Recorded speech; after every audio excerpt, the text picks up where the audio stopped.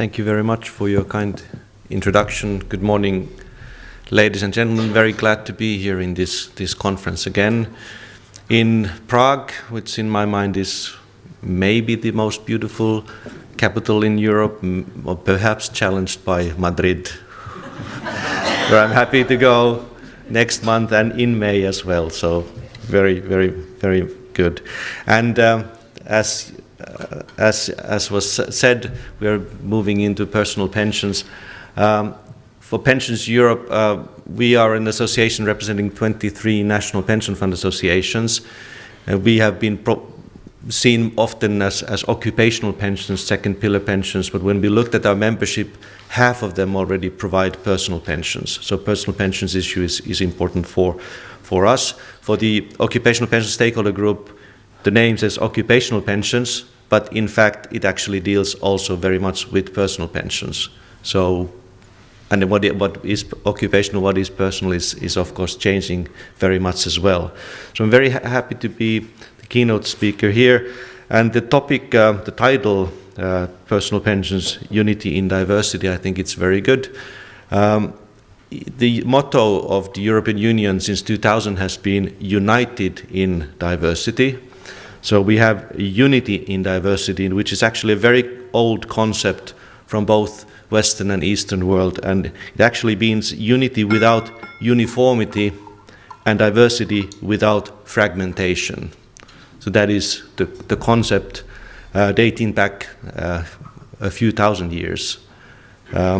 It's often a political concept which has to do with federalism and multiculturalism, which I think is also important in this debate about personal pensions and pan-European personal pensions, which I think is the main topic here. We are aiming to look at what is the development at European level in the pan-European personal pensions. So I think the question, personal pensions, unity in diversity, is a good frame for this debate. And the starting point, of course, is that this is very diversified field, personal pensions across Europe, in very different forms. The importance is very different from country to country. In some, very important, in some non-existent. In some countries, much supported, in some, really the opposite. So member states really, as part of the pension system, as part of the social policy, and in connection then with their taxation system, have seen the role of personal pensions in very different ways and in very different light, which of course makes a pan-European approach a challenging one. But I think all approaches in Europe in pensions are difficult. We've had very big problems with the sustainability of social security pensions, so the first pillar pensions, especially the financial sustainability of these systems has been a very big issue, and European policy in this has been very successful. For the past 15 and even more years, we've had a European pension policy, social policy coordination, and as a result, the pension systems in most countries are much more financially sustainable. But then, of course, when we look at the adequacy of those, the amount of pensions people receive from those pensions, that becomes a problem. And as a result, the need for supplementary funded pensions is greater than ever, and it's going to increase, but in very different ways in different countries. So that is a challenge. Some countries have very good public social security pensions still. Some have very good occupational pensions. Some even have then, in addition, very good personal pensions, and many don't. So that is a question when all of this has to come together, both social policy, pension policy, and in the question of personal pensions and pan-European personal pensions, the taxation policy. Without a well-functioning support of taxation, it is very difficult to see that personal pensions, which are voluntary pension savings products, how they could actually be then fulfilling the promises and the need that is is imminent. So it's a very good policy initiative, but a very challenging one. So pan-European personal pensions should improve supplementary pension savings, in particular in those countries where there is a need for them. But then to define that is difficult at European level. I don't know, for example, here in Czech Republic, where there really isn't any second pillar pensions. There was an attempt to introduce those, but then that was abolished. But here you have very well developed third pillar voluntary personal pensions. But again, those are supported, if I understand correctly. Czech pensions are not members of Pensions Europe at the moment, so I don't know in detail. But what I've understood that there are also elements of state support to these, as well as employer contributions. But still, that is the Czech approach, very different from many other countries. So what is in the Czech Republic the need for a pan-European personal pension product?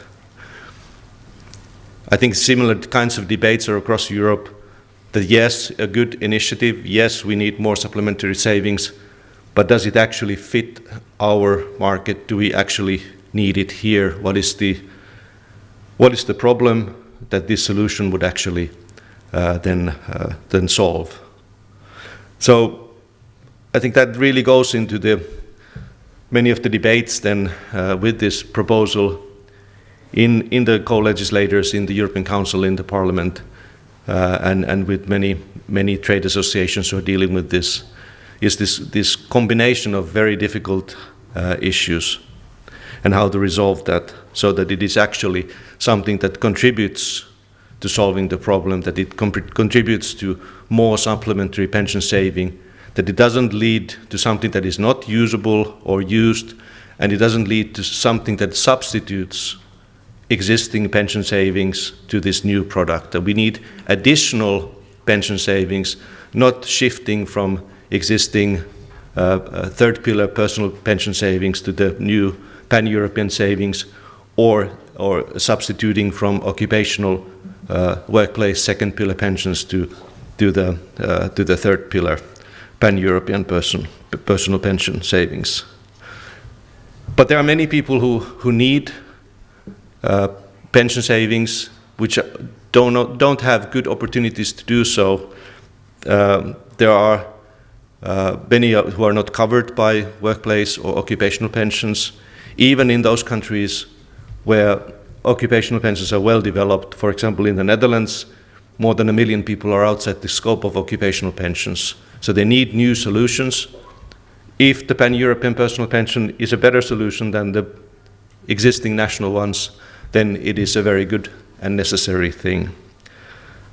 Mobility of workers in Europe is a question that hopefully is addressed also through this pan-European initiative, that there are better opportunities for people who are mobile. I think in the future Europe has to have a much more mobile workforce than previously. I'm sure in this region, Central Eastern European countries, people have been quite mobile. Many young people are very mobile. So hopefully the PEP will provide better opportunities for them. Then there is the unity in diversity question of providers. The PEP proposal is a product, a partially harmonized product, which could be then provided by all European level regulated entities, meaning banks, insurance companies, asset managers, but also European pension funds, the IRPs, institutions of occupational retirement provision under the IRP II directive. One question is that is this enough? Is it enough that all the European level regulated entities are able to sell this product?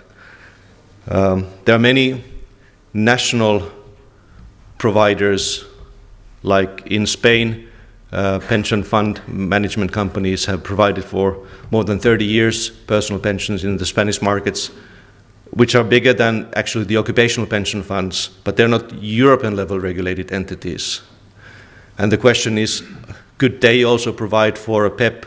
We think that they should, and we should find a way, maybe through the authorization of EIOPA, that these are on the level, they are good enough to provide also the PEP. Of course, it's a difficult issue that you have European regulation directly applicable to European level entities, and then you would introduce nationally regulated entities to this picture. But it is a real problem in Spain. I've understood it's a real problem in Bulgaria. Maybe it's also a problem in some other countries. So that is something that needs to be discussed, and hopefully the regulation will enable this. Then for us, for Pensions Europe, the role of the IORPs is a difficult and important one. There has been a lot of debate whether IORPs should be able to sell a PEP or they should be excluded, and for whom is this important. There are different kinds of attempts now to solve this problem. I just saw the Bulgarian presidency paper this morning that proposes that if an IORP is already allowed to also provide third pillar personal pension, then the regulation should enable that to continue. But if the IORP is not allowed, based on national legislation, to do this, that it can only provide occupational pension, then that should also be the case for PEP. I don't know whether that's a feasible one. There are other ideas that this could be linked to whether the IORP provides for biometric risks or not. I don't know. It's complicated, but this is a directly applicable regulation we're talking about. So it has to be sound regulation, that we don't end up European Court of Justice deciding whether somebody can sell a PEP or not. So it has to be legally clear, but it's not clear yet what is it that we actually want in this. Very different views. We as Pensions Europe and OPSG, we both are of the opinion that IORPs should be able to provide this, but then member states should also be able to limit this. So how do we combine these two elements? But it's, for the pension fund industry, it's an important issue. Payout phase issue is an important one. So the debate about whether there should be obligation to provide annuities or not, or more flexibility, we think that flexibility could be a good thing.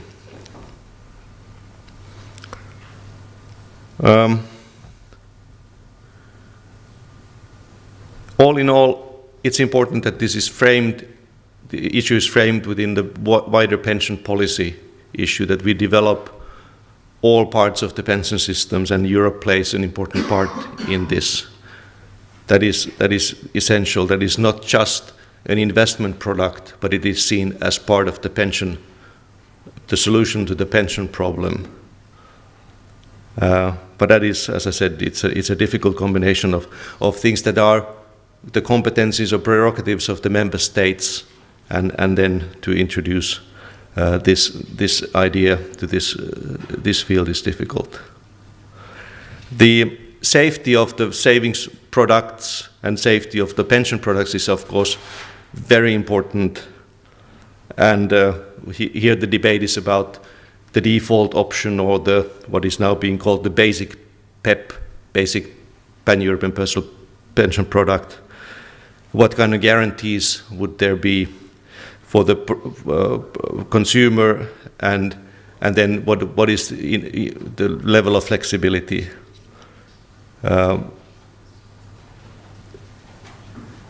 Transparency, of course, is really important, and then what and how this information is provided. We heard in the morning the complexity about disclosure rules and the different regimes. Here, the proposal is that there would be so many different types of providers based on so many different pieces of European legislation which are implemented again, or transposed and implemented in so many different ways in different member states. So there's a huge amount of diversity and complexity in this. And then whether there should be cross-references or not to the existing pieces of legislation, like the kit, PRIPS kit, etc., then that's an issue. We think that maybe it would be better to design information disclosure rules just for the PEP. That would make more sense. So all in all, PEP should be simple, safe and cost-effective, and allow enough flexibility for the providers to adapt to this. And we as Pensions Europe, and I'm sure OPSG, when following this, will try to contribute to the best possible outcome in this. I think that it is really important that this actually works. This has such a high political priority at European level as part of the Capital Markets Union action plan, and so much promotion is put in this that it is really important that this actually works. And this then is a challenge. How do we convince the member states? How do we convince all the relevant actors in this to come up with something that is actually useful? Thank you very much.